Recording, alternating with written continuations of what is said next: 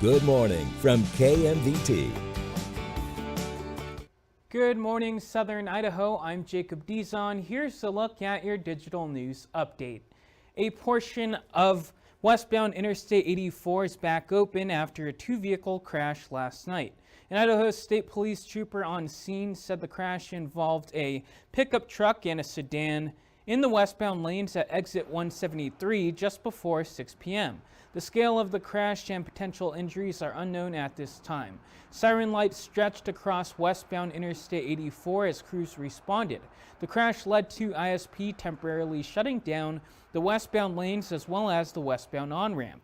The Jerome County Sheriff's Office and the Jerome Rural Fire District also responded to the crash. Good news for Idaho drivers as the Idaho Transportation Department partially reopens a section of Interstate 15 after previously closing it to all traffic. According to ITD, northbound and southbound traffic has each been reduced to one lane underneath the Riverton Road Bridge between exit 89 and 93. Crews originally had to close the entire interstate after a 46-year-old Jerome man crashed a milk tanker into the bridge pillar just before 9 p.m. Thursday. A helicopter had to airlift the injured driver to the hospital, and the driver's current condition has not been released. ITD says they implemented temporary support for the bridge, but they don't have an estimated timeline for long-term repairs at this time. With Election Day tomorrow, the Valley School District is looking to get a supplemental levy approved by voters. The levy is worth $300,000 and would last for 2 years. $270,000 of the funds would go towards salaries and benefits for teachers. The rest would cover travel expenses for extracurricular activities. The Valley School District placed the levy on the ballot in the spring, but it failed to pass. Superintendent Ty Jones says this time around they're trying to do a better job at getting information out to the public. We made a concerted effort this time through newsletters. We had an article in the Northside Journal about the levy, and when I say an article, we specifically put out the information that's going to be on the ballot. At our literacy night this week, we had some information that was on the ballot.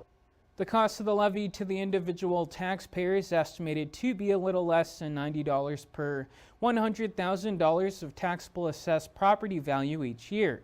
Superintendent Jones says if it doesn't pass, the district will have to look at potentially cutting some positions. Here in the Magic Valley, groups are helping provide food for local residents amid the government shutdown. On Saturday, Baked and Loaded, a restaurant in the Magic Valley Mall, boxed up food to help those in need of assistance. Bailey McLaughlin, owner of Baked and Loaded, and friends of hers were able to make 15 boxes filled with donated food like ramen, bread, and beans. Each box provides food for 2 to 3 people, and McLaughlin plans on giving the food out soon. So on Monday, I'm going to be giving them out. They can come in after 2 to pick them up. And if it doesn't, if nobody comes and doesn't pick it up, I'm going to be donating them to Idaho Angels, since it's another community that does help with food boxes. She mentioned that if you would like to help out, she has a donation box that can help provide meal tickets for food for those that need it. Now let's check in with Heather Ann Wagner for a look at your weather.